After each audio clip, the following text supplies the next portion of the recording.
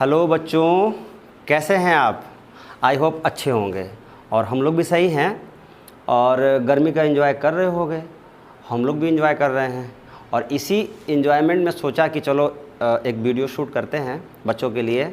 और ये वीडियो है दिमाग के बारे में। तो आइए बोर्ड पे हम लोग समझते हैं।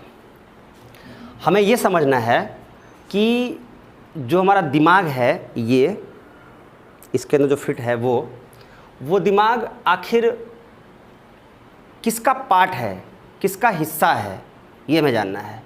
तो हमारे बॉडी के अंदर नर्वस सिस्टम होता है। इस नर्वस सिस्टम पे ही हमारा पूरा बॉडी कंट्रोल किया जाता है। टोटल जितनी भी एक्टिविटीज़ होती हैं वो सारी की सारी नर्वस सिस्टम के द्वारा ही कंट्रोल की जाती हैं। तो ये समझना है हमें कि नर्वस सिस्टम आगे जाके क्या 2-3 भागों में बंटता है? तो बिल्कुल बंटता है। नर्वस सिस्टम जो है वो 2 भागों में बांट दिया जाता है ताकि हम उसे अच्छे से स्टडी कर सकें। पहला है सेंट्रल नर्वस सिस्टम और दूसरा है पेरिफेरल नर्वस सिस्टम। दोनों का काम अलग अलग होता है। जैसे अगर हम बात करें कि हमारा जो पूरा बॉडी है वो कंट्रोल किया जाएगा, जैसे मैं बता दूं, पढ़ना हो गया, याद करना हो गया। इसके अलावा अगर हम बाहर निकल रहे हैं धूप में और बहुत कड़ाके की धूप लग रही है बॉडी पे, तो जो वो गर्मी का एहसास करना होता है वो हो गया। इसके अलावा बॉडी के अंदर जो होता है टेम्परेचर 37 डिग्री, वो गिर गया या थोड़ा हाई हो गया, वो भी इसी के द्वारा कंट्रोल किया जाता है। इसके आगे बढ़ते हैं तो जैसे होता है कोई वॉइस आ रही है, साउंड आ रहा है, तो हम अपने कानों से सुनते हैं, या कुछ देखना होता है तो आँखों से देखते हैं, तो वो भी इसी के माध्यम से कंट्रोल किया जाता है। इसके आगे आते हैं तो एक मिलता है पार्ट जिसको बोलते हैं सेरिबेलम। तो सेरिबेलम का काम होता है कि हम कैसे अपने आप को अच्छे से खड़ा कर पा रहे हैं या सामने वाले से कैसे हम बोल पा रहे हैं। जैसे हमें बोलना है अपने पापा से कि पापा मैं आज क्लास नहीं गया था तो आई एम सॉरी, कल से मैं जाऊंगा।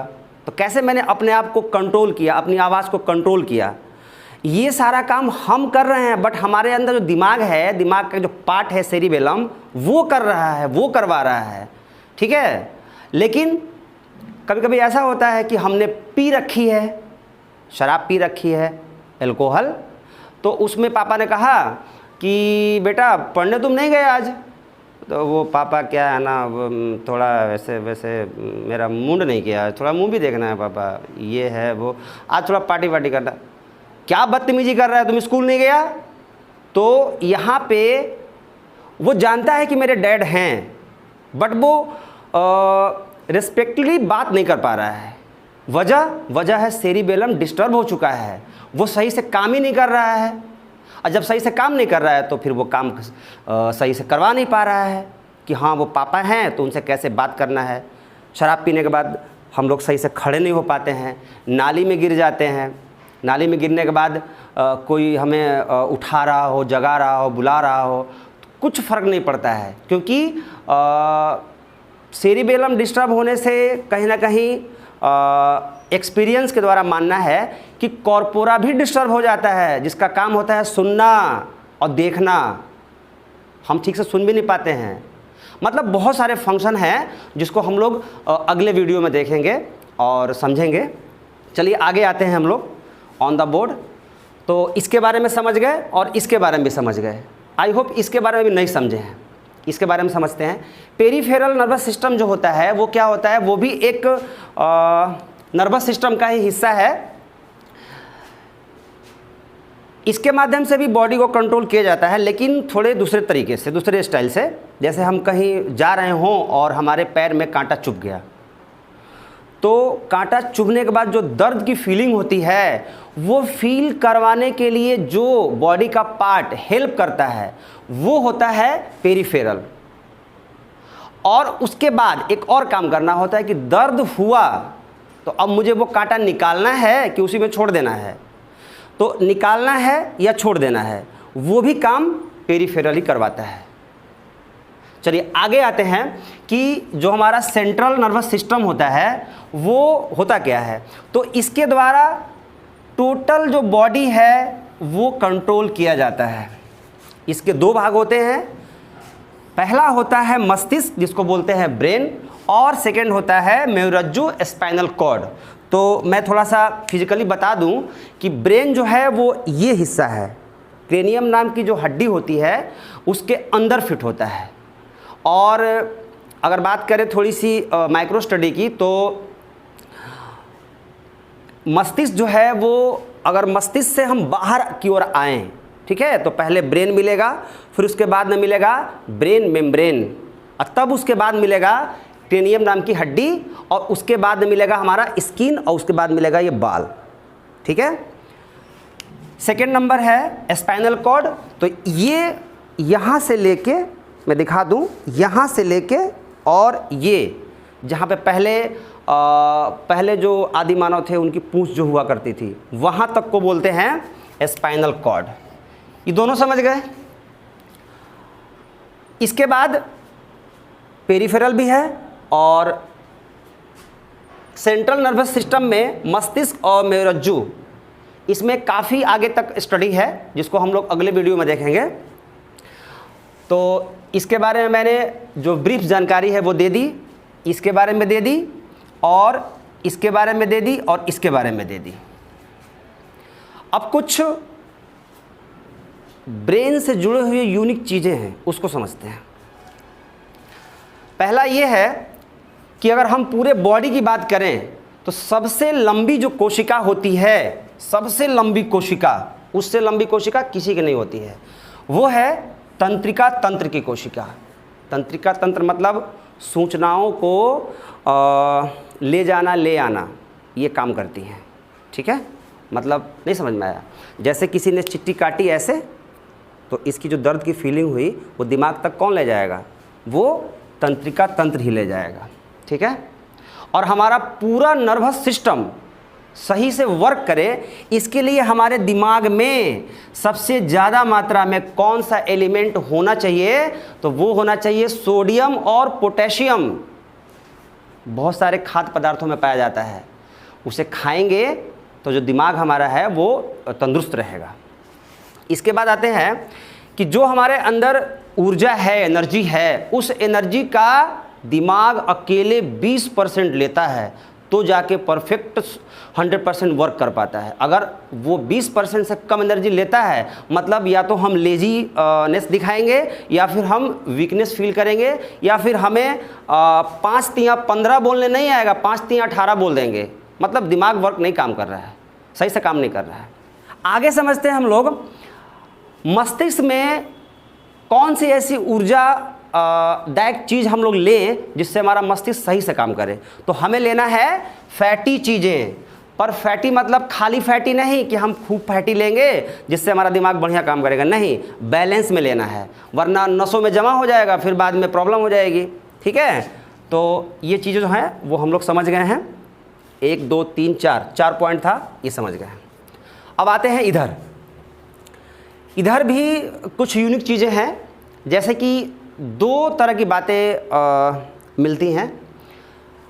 वो 2 तरह की जो बातें हैं वो कौन सी हैं? वो ये है कि मरने के बाद दिमाग जिंदा रहता है क्या?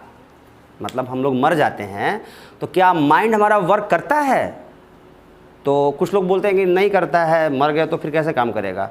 पर साइंस ये कहता है कि मरने के बाद भी दिमाग काम करता है, बट अलग अलग विभाग या जो स्टडी है उसके अकॉर्डिंग अलग अलग उसका तथ्य है।